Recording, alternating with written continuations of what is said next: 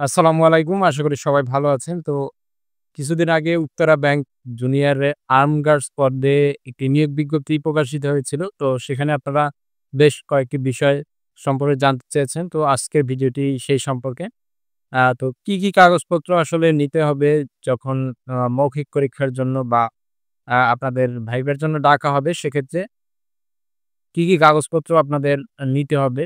তো সেখানে আপনাদের ৮ টি জিনিস অবশ্যই নিতে হবে, ৮ টি কাগজপত্র।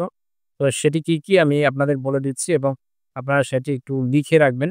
তো ১ নম্বরে আপনাদের অনলাইনে যখন আবেদন করেছেন তখন একটি ট্র্যাকিং ফর্ম পেয়েছেন বা একটি আবেদনপত্র পেয়েছেন, সেটি নিতে হবে।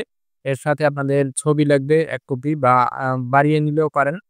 এরপরে শিক্ষাগত যোগ্যতার আ সনদ বা মার্কশিট দুটিই নিতে হবে। সনদ এবং মার্কশিট ২ টি আপনাদের নিতে হবে। এরপরে আ জাতীয় পরিচয়পত্রের ফটোকপি, আ এরপরে নাগরিকত্ব সনদ বা চেয়ারম্যান সার্টিফিকেট আপনারা যেটি বলেন। ও পৌরসভার হলে পৌরসভা থেকে, আর যদি ইউনিয়নের হন তাহলে ইউনিয়ন থেকে। এরপরে আ আনসার যে সনদ বা আপনি যে প্রশিক্ষণ দিয়েছেন, আগ্নেয়াস্ত্র চালিয়েছেন বা অস্ত্র চালাতে পারেন তার যে আ সনদপত্র বা আনসার সনদ সেটি নিতে হবে।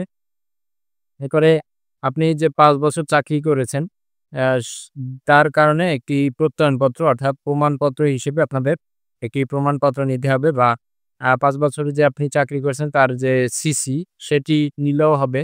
আর যদি প্রত্যয়নপত্র নেন তাহলে খুব ভালো হয়। আর যদি দুটিই নিতে পারেন তাহলে খুবই ভালো। এরপরে আপনাদের ২ জন যে রেফারেন্স দিবেন, সেই ২ জন রেফারেন্সের নাম, ঠিকানা, মোবাইল নাম্বার সহ সবকিছুই আপনাদের নিতে হবে। আর এই কাগজপত্রগুলো অবশ্যই আপনাদের আ ফটোকপি নিবেন ১ সেট। সাথে মূল যে কপিগুলো সেগুলো আপনারা নিয়ে যাবেন। সেগুলো অবশ্যই তারা দেখতে চাইবে। তো এখানে বলা হয়েছে যে শুরু ভাইবা হবে। অর্থাৎ সরাসরি সাক্ষাৎকার নেবে এবং তারপরে আপনাদের সবকিছু কাগজপত্র দেখবে।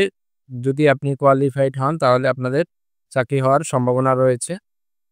তো পরবর্তী আপডেট পেতে অবশ্যই চ্যানেলটির সাথে থাকবেন। সকলেই ভালো থাকবেন। ধন্যবাদ। আসসালামু আলাইকুম।